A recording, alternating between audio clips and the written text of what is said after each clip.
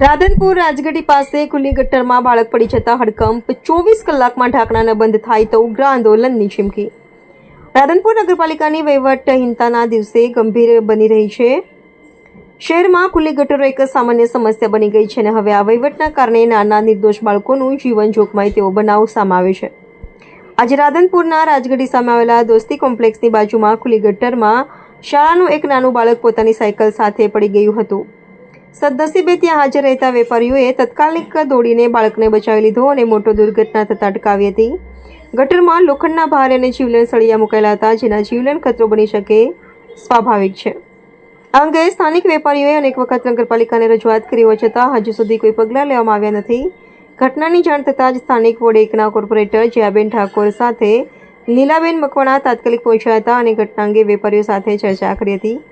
ત્યારબાદ તેઓ રાધનપુર નગરપાલિકામાં જઈ અધિકારીઓને મળ્યા અને 24 કલાકની અંદર ગટરના ઢાંકણા બાંધવાની કડક માંગણી કરી છે। કાર્યકરોએ ચેતવણી આપતા જણાવ્યું કે જો 24 કલાકમાં ગટરના ઢાંકણા બાંધવામાં નહીં આવે તો નગરપાલિકાનો ઘેરાવો કરી રસ્તા રોકો જેવા ઉગ્ર આંદોલનના માર્ગે જઈશું।